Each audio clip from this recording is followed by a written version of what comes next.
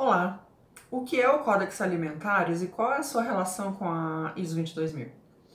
Códex é um termo em latim que significa livro, bloco de madeira ou códice.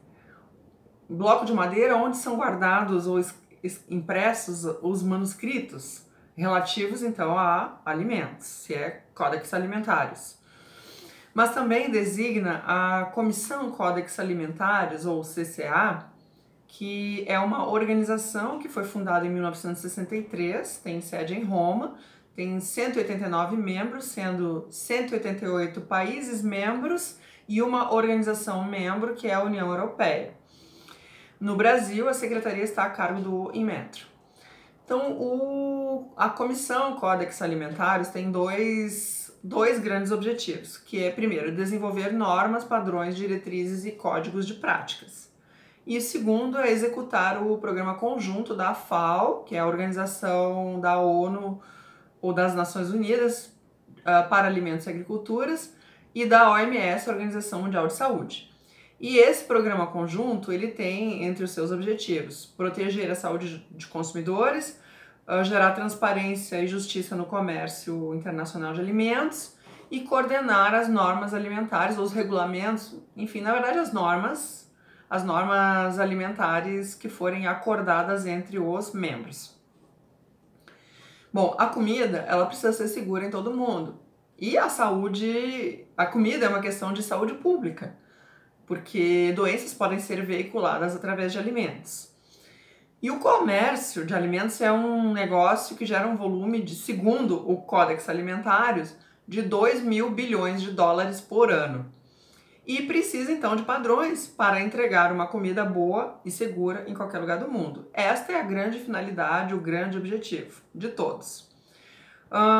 Existe um fenômeno que se chama assimetria da informação quando se está transacionando algo comercialmente, que é o seguinte: quando uma ou mais das partes que está transacionando desconhece um elemento fundamental da transação. Ou seja, as pessoas, os consumidores, os governos, os países querem vender um alimento bom e seguro, mas não tem como testar os atributos esperados a não ser na hora do consumo, a não ser no momento do consumo.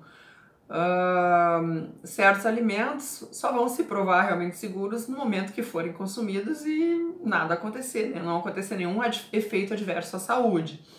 É preciso confiar cegamente.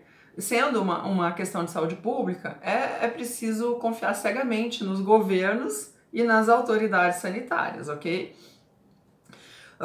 Os padrões do Códex, eles não são obrigatórios, eles são de adesão voluntária e por países. Então, existem, no âmbito da Organização Mundial do Comércio, 2 acordos. O primeiro acordo é o SPS, ou de Medidas Sanitárias e Fitossanitárias. Ele especifica que as normas, diretrizes, recomendações e códigos de práticas do Códex Alimentar são a referência em segurança de alimentos. E se um determinado país tem regulamento nacional que seja compatível com os padrões do Códex, ok para o comércio. Mas os países são soberanos em adotar mais rigor, se for o caso, se for esse o caso. Mas aí precisa de uma justificativa científica ou até de um estudo baseado em análise de risco. Eu vou citar aqui um exemplo que me vem à cabeça agora, que é o caso da ochratoxina A em vinhos, que ela foi descoberta na Bélgica em 2003, como resultado de uma série de incidentes de efeitos adversos à saúde, danos à saúde. E a Bélgica estabeleceu que para vinhos, o limite para ochratoxina A seria a ausência, ou seja, zero ochratoxina A. Quando na União Europeia o limite adotado era 2 microgramas por litro. Então eu não sei dizer se esses limites permanecem, mas esse é um exemplo perfeito para ilustrar como funciona o acordo SPS. Existe também o acordo TBT, que é das barreiras técnicas ao comércio. Ou seja, os membros da Organização Mundial do Comércio são encorajados a harmonizar as suas legislações nacionais, portanto, seus regulamentos, com os padrões do Códex Alimentares, porque feito isso, existe uma facilitação do comércio e, inclusive, em casos de disputas comerciais, os padrões Codex acabam sendo usados sempre como uma referência.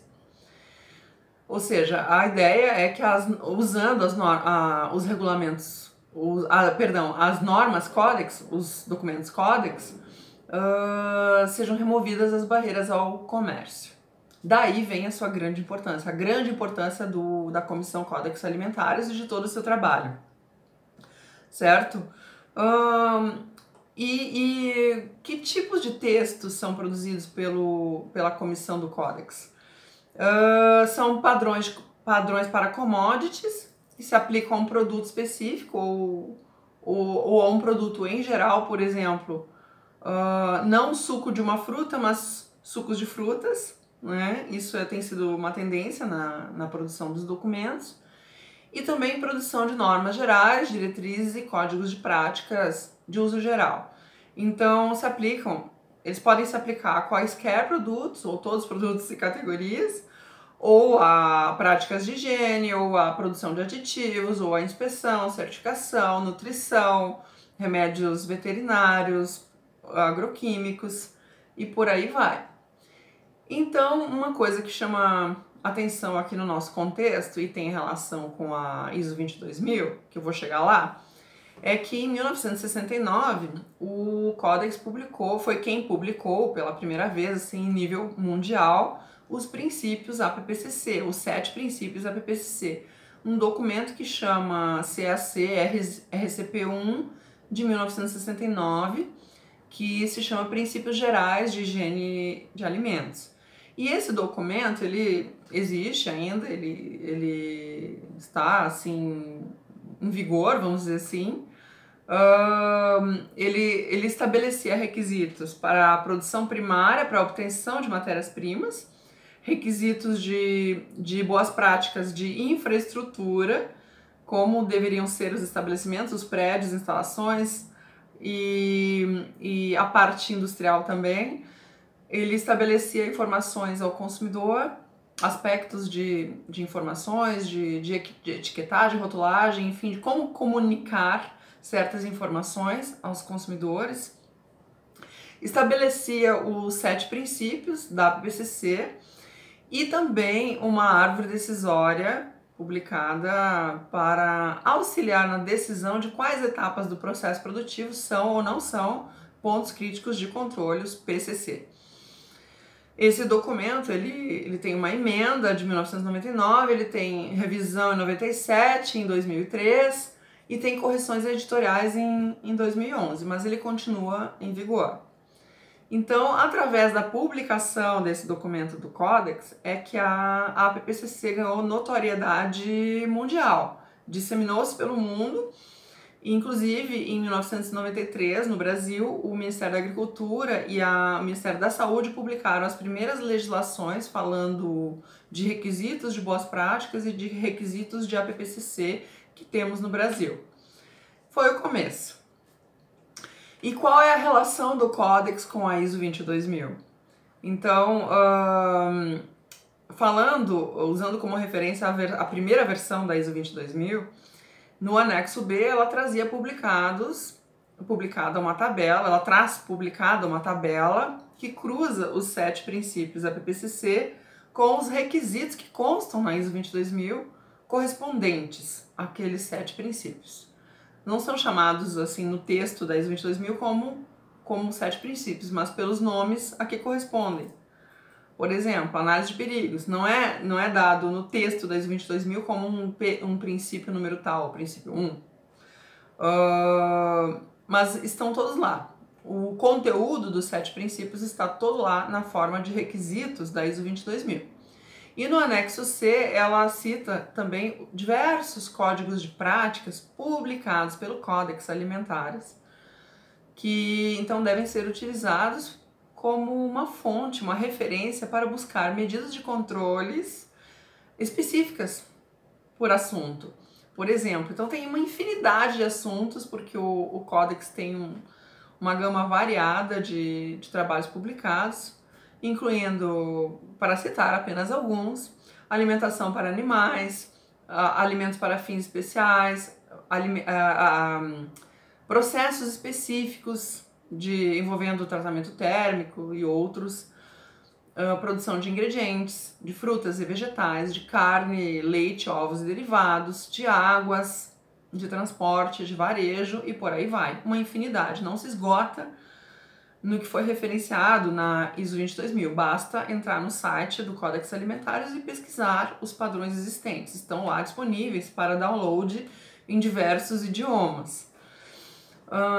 Então, a ISO 22000, sendo uma norma de sistema de gestão, fica aqui o questionamento. Então, se o Codex faz um padrão voluntário e o padrão ISO também é um voluntário, qual dos dois a minha empresa deve utilizar? Então a resposta está no mercado, para qual mercado pretende fazer sua comercialização de produtos. Porque existem mercados que são muito exigentes e eles não vão aceitar, eles não aceitam somente regulamentos legais, ou seja, a legislação de determinados países. Até porque nem todos os países harmonizaram os documentos do Codex. Nem todos os países têm legislação na extensão necessária para atender tais clientes exigentes. E não havendo legislação, não haverá fiscalização com esse alcance requerido por clientes e mercados super exigentes. E, ao mesmo tempo, as empresas precisam das normas, então, para poder vender. Elas precisam das normas ISO. Por quê? Porque as normas ISO mandam atender a legislação de cima a baixo. Então toda a legislação do mercado-alvo deve ser feito um levantamento e deve ser atendido no sistema de gestão de segurança de alimentos de cima a baixo. E porque a organização que opta por aderir a uma norma ISO, ela submete o seu sistema de gestão à certificação, ao crivo de um organismo de certificação voluntariamente. Ela pede, olha aqui, faz a avaliação do meu sistema de gestão, por favor, e diz se eu tenho competência ou não em gerir a segurança de alimentos no meu processo. Então, isso gera muita confiança para atender os mercados mais exigentes. E lembrando que a ISO, está no escopo da ISO escrever padrões industriais, padrões para a indústria, em âmbito internacional, porque esse é o fórum que escreve as normas de hierarquia de nível internacional, hierárquico. Então, as normas de sistema de gestão, elas não englobam requisitos do produto, elas são requisitos do sistema de gestão. Os requisitos de produto estão nas legislações, estão no Codex, estão em padrões de bases de dados, estão na literatura técnica e podem ser gerados, não havendo legislação e não havendo literatura técnica, podem ser gerados a partir de históricos próprios, a partir de estudos de validação. Mas geralmente a legislação já cobre a maior parte das fontes de limites e de especificação dos produtos. Enfim, as normas ISO mandam que, além de a legislação ser atendida de cima a baixo, elas estabelecem os requisitos de sistema de gestão. E o diferencial está aí, porque o mundo já sabe que não basta ter especificações de produto, porque essas especificações elas não se mantêm se não houver uma abordagem de processo para organizar os assuntos e as atividades de uma organização e se não houver um ciclo PDCA funcionando para gerir esses requisitos implementados. É o ciclo PDCA que faz com que todos os requisitos do produto se mantenham implementados e que mantenha-se a uniformidade na entrega dos produtos, portanto, na entrega de produtos seguros no momento do consumo, ok? Eu vou falar mais sobre esse assunto em outros vídeos. Se você tem perguntas, dúvidas, deixa aqui nos comentários que farei o máximo possível para atender as suas perguntas. Eu sou a Silvia Berenguer, eu sou especialista em engenharia de segurança de alimentos. Se você gostou, deixa o teu like, Muito importante, faça inscrição se você é da área, porque aqui a gente tem vídeos diários sobre todos esses assuntos e seu conhecimento vai aumentar muito, ok? Um beijo, até o próximo vídeo.